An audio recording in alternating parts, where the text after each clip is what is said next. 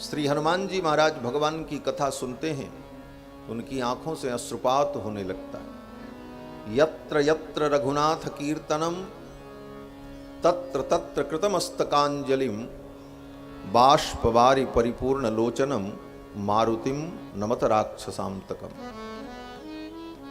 श्री हनुमान जी महाराज भगवान की पावन कथा सुनकर भाव विभोर हो जाते और उनके आंखों से अश्रुपात होने लगता। हरि गुण गावत पुलक शरीरा गदगद गिरा नयन बह नीरा।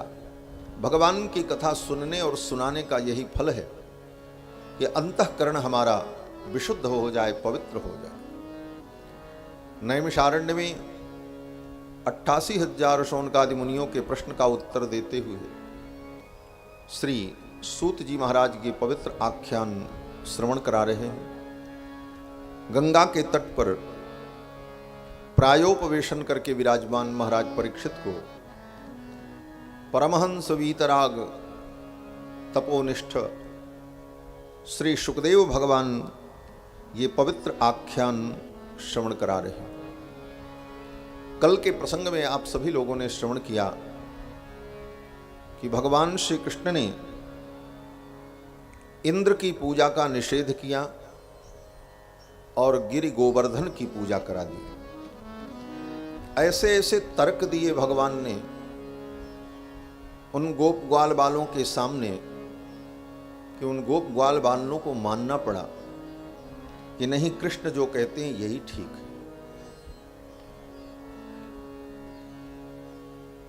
भगवान श्री कृष्ण ने यहां तक कहा कि अस्ति चेद ईश्वरः कश्चित् फल रूपन्य कर्मणाम कर्तारम भजते सोपि न ह्यकर्तुः प्रभुर्हिसा। भगवान कहते हैं अगर कोई ईश्वर है, ये भगवान कह रहे हैं, अगर कोई ईश्वर है और वो कर्मों के फल को देता है तो वह ईश्वर भी कर्म करने वाले को ही फल देता है, न करने वाले को तो नहीं देता। तो महत्व तो ईश्वर का नहीं है, महत्व तो कर्म का। इस बात को लेकर श्रीमद् भागवत की इस पंक्ति को लेकर बहुत से लोग अनीश्वरवादी लोग कहते हैं कि जिस भागवत की कथा लोग सुनते हैं और जिनको भगवान कहते हैं उन्हीं भगवान कृष्ण ने ईश्वर की सत्ता में प्रश्न खड़ा कर दिया है। भगवान ने ही कहा अस्ति चेत ईश्वरः कश्चित्। अस्ति चेत, अस्ति चेत कहने का मतलब यदि है तो, अस्ति चेत ईश्वरः कश्चित्, तो वह भी किस लिए है? बोले कर्मों का फल देने के लिए ईश्वर को तो मानना ही पड़ेगा। तो कहते हैं अगर ऐसी बात है कि कर्म का फल देने वाला ईश्वर है, ये मानते हो, तो वहां भी ईश्वर कर्मों का फल देगा, करने वाले को फल देगा, नहीं करने वाले को नहीं फल देगा। तो महत्व तो कर्म का ही हुआ, ईश्वर का महत्व नहीं हुआ। इसलिए कर्म प्रधान विश्व करी राखा, जो जस करई सो तस फल चाखा। भगवान ने कर्म की महिमा का वर्णन किया, लेकिन शास्त्रों में कहां पर क्या बात कही जाती है, वह कितने अंश में प्रमाण होती है और वहां पर उसका कितना अर्थ और किस रूप में ग्रहण किया जाता है, यह परंपरा से श्रवण करने पर, अध्ययन करने पर ही अवगत होता है। यहां पर भगवान इंद्र की पूजा का निषेध करने के लिए, इंद्र के अभिमान को नष्ट करने के लिए इस प्रकार से भगवान ने गोप ग्वाल बालों को समझाने का प्रयास किया है, न कि भगवान ने ईश्वर का खंडन किया है। और अगर भगवान ने ईश्वर का खंडन किया भी तो सब व्यतिरिक्त ईश्वर का खंडन किया, स्वयं का खंडन थोड़ी किया। स्वयं भगवान ईश्वर, तो स्वयं के अतिरिक्त, कृष्ण के अतिरिक्त अन्य कोई ईश्वर नहीं है। और अगर तत्त कर्मों के फल देने के लिए तत्त देवताओं की प्रतिष्ठा की गई है, जो कि वे भी ईश्वर के अधीन ही हैं, तो वे भी कर्म के अनुसार ही फल देते हैं, वो फल देने में स्वतंत्र नहीं। भगवान परम स्वतंत्र है। भगवान ने अनेक भंगिमा के द्वारा, अनेक तर्कों के द्वारा उन गोप ग्वाल बालों को समझा दिया और गोप ग्वाल बालों ने भगवान की बात मान ली और गोवर्धन महाराज की पूजा की। ये गोवर्धन स्वयं भगवान का स्वरूप है। श्री ब्रज क्षेत्र में, वृंदावन क्षेत्र में भगवान ब्रह्मा, भगवान शंकर, भगवान विष्णु, ये तीनों ब्रह्मा विष्णु महेश तीन पर्वत के रूप में विराजमान है। वृंदावन में जो गोवर्धन पर्वत है वो भगवान श्री कृष्ण का स्वरूप है। बरसाने में जो पर्वत है वो ब्रह्मा जी का स्वरूप है और नंदगांव में जो पर्वत है वो भगवान शंकर का स्वरूप है। तो वृंदावन में जो गोवर्धन पर्वत हैं वो भगवान विष्णु के ही स्वरूप हैं और भगवान विष्णु ही कृष्ण के रूप में अवतरित हैं। भगवान ने अपनी ही पूजा गोवर्धन पूजा के रूप में कराई। और तो और जब सभी ब्रजवासी गोप ग्वाल बाल गोवर्धन की तलहटी में पहुंचे तो भगवान पर्वत पर स्वयं एक रूप में प्रकट हो गए। चतुर्भुज रूप में सुंदर पीतांबर धारण किए हुए भगवान गोवर्धन पर्वत पर प्रकट हो गए। व्यास जी कहते हैं, कृष्णस्त्वन्यतमं रूपम गोप विश्रंभणम गतः, गोप विश्रंभणम गतः। भगवान श्री कृष्ण का ही स्वरूप, दिव्य रूप गोवर्धन पर्वत पर प्रकट हो गया। गोप ग्वाल वालों ने देखा, भगवान ने कहा ये देखो हमारे गोवर्धन महाराज।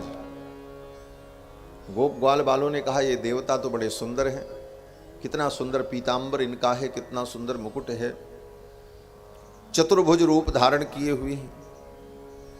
तब तक एक सखा ने कहा, कन्हैया ये देवता बड़े दयालु हैं। बोले क्यों? बोले प्रतिवर्ष हमने इंद्र की पूजा की और आज तक सपने में भी इंद्र ने दर्शन नहीं दिया, और ये देवता गोवर्धन महाराज कितने कृपालु हैं, अभी हमने पूजा भी नहीं की। पूजा करने के लिए हम लोग उद्यत हुए और ये स्वयं कृपा करके दर्शन दे रहे हैं। भगवान ने कहा ये मेरे देवता हैं इसलिए ऐसे कृपालु हैं। भगवान ने कहा ये मेरे देवता हैं। तब तक गोवर्धन महाराज मेघ गंभीर वाणी में बोल पड़े। भगवान ही गोवर्धन देवता के रूप में प्रकट थे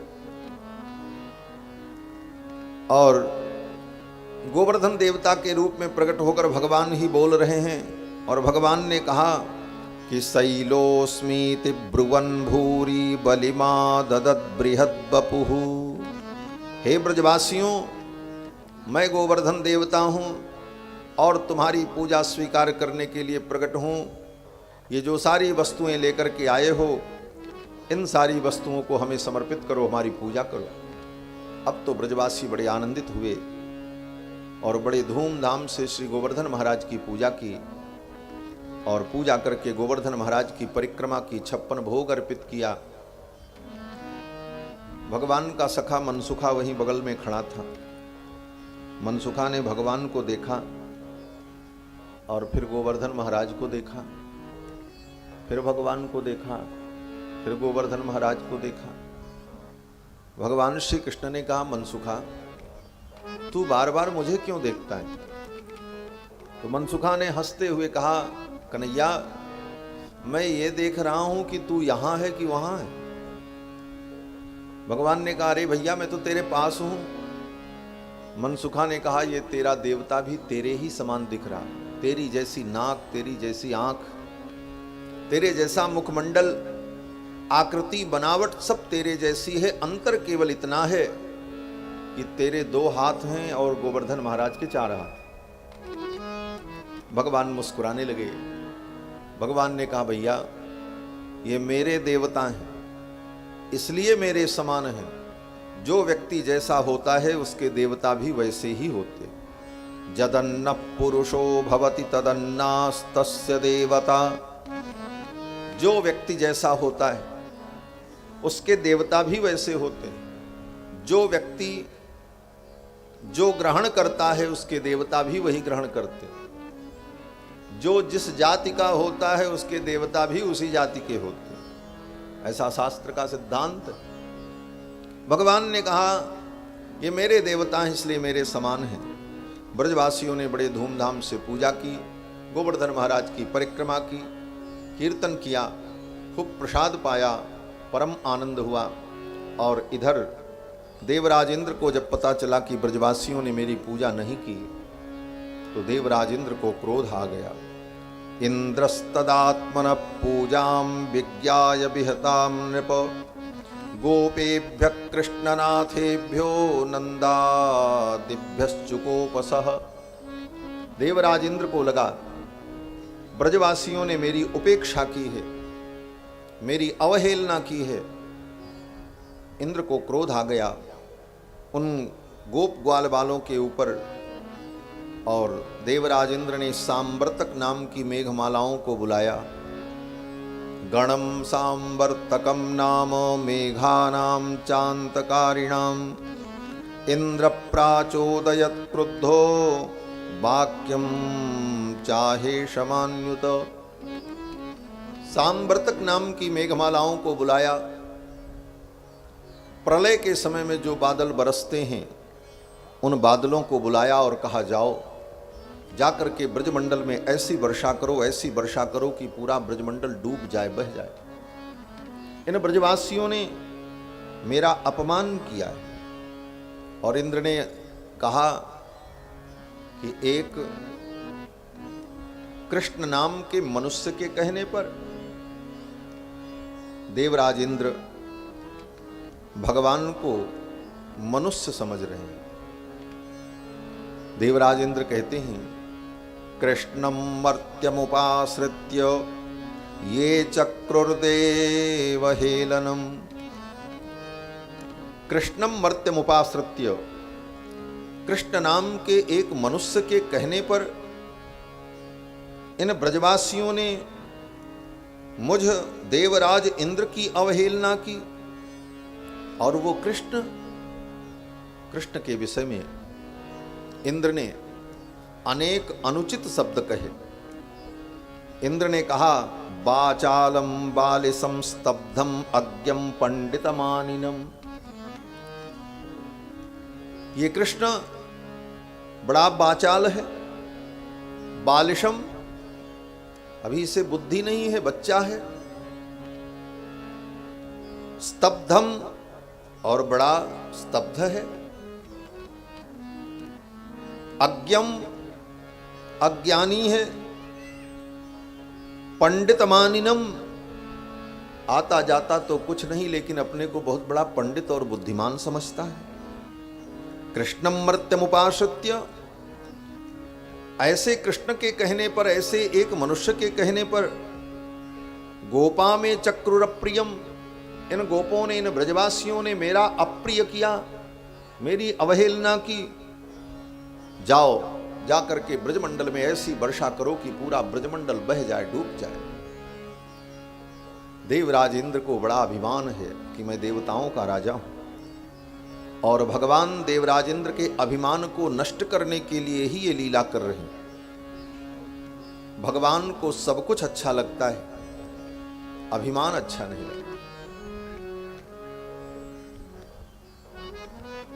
जीव के अंदर लाखों दोष हो, भगवान कहते हैं तुम मेरी शरण में आओ, मैं तुम्हारे दोष को नहीं देखूंगा, तुम्हारे दोषों पर मैं दृष्टिपात नहीं करूंगा। लेकिन जीव के अंदर अनेक गुण विद्यमान हो, लेकिन उसके साथ साथ अगर अहंकार विद्यमान है तो फिर भगवान को वो अच्छा नहीं लगता। भगवान को अहंकार प्रिय नहीं, बाकी सब कुछ प्रिय है। किसी भी प्रकार का अहंकार, अभिमान भगवान को अच्छा नहीं लगता। वो अभिमान चाहे जिसका हो, ब्रह्मा को अभिमान हो जाए तो भगवान ब्रह्मा का भी मान मर्दन कर देते। भगवान शंकर को भी अभिमान हो जाए तो भगवान उनके अभिमान को भी निर्गलित कर देते। भगवान के निज पार्षद श्री गरुड़ जी महाराज, श्री हनुमान जी महाराज, इन पार्षदों को भी अभिमान हो जाए तो भगवान इनको भी नहीं छोड़ते, इनके भी अभिमान का भगवान मर्दन कर देते। हनुमान जी को बड़ा अभिमान हो गया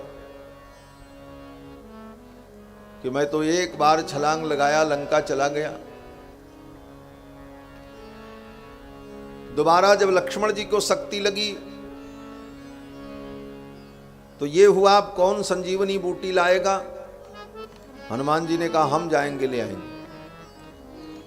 बोले सूर्योदय के पहले लेकर के आना। सूर्योदय के पहले संजीवनी बूटी नहीं आई तो लक्ष्मण के प्राण नहीं बचेंगे। हनुमान जी ने कहा मैं गया चट्ट और आया पट्ट। बोले इतने जल्दी कैसे आ जाओगे? हनुमान जी ने कहा तेल के खौलते हुए कड़ाहे में एक सरसों का दाना डाला जाए और खौलते हुए तेल में सरसों का दाना पड़ेगा तो क्या होगा? बोले चट्ट से फट जाएगा, फूट जाएगा। जिस प्रकार तेल के खौलते हुए कड़ाहे में सरसों का दाना डाला और वो चट्ट किया, बस उतनी देर में पट्ट हम आगे लेकर के अभी जाते हैं। भगवान ने कहा इनको बड़ा अभिमान हो गया। चला प्रभंजन सुत बल भाखी, अपने बल को भाख कर, अपने बल का अभिमान करके श्री हनुमान जी महाराज चले और परिणाम क्या हुआ? बोले वही हनुमान जी महाराज संजीवनी बूटी नहीं पहचान पाए जो बुद्धिमताम वरिष्ठम ज्ञानी नाम अग्रगण्यम थे। काल नेमी ने उनको छल लिया, काल नेमी ने उनका समय बर्बाद कराया। उसके बाद भी पर्वत लेकर के आ रहे थे तो श्री भरत जी ने उनको राक्षस समझ लिया। देखा भरत विशाल अति निश्चर मन अनुमान, फर बिन सायक मारे ऊ चाप श्रवण लगे तान। और फिर वहां भी उन्हें रुकना पड़ा। इतनी विघ्न बाधाएं आईं और हनुमान जी महाराज श्री भरत जी के सामने कहने लगे कि अब बहुत विलंब हो रहा है, समय से मैं संजीवनी बूटी लेकर के लगता है नहीं पहुंच पाऊंगा, अनर्थ हो जाएगा। तब भरत जी ने कहा मेरे बाण पर बैठ करके आप जाओ, मैं बाण छोड़ रहा हूं, इसलिए बाण आपको लेकर के चला जाएगा। तब हनुमान जी को लगा कि ये सब लीला भगवान ने मेरे गर्व को समाप्त करने के लिए किया है। जीव जो कुछ करता है भगवान की कृपा से ही करता है, जो कुछ पाता है भगवान की कृपा से पाता है, इसलिए किसी भी प्रकार का गर्व जीवन में नहीं होना चाहिए। इंद्र को बड़ा गर्व कि मैं देवराज इंद्र हूं, जबकि देवराज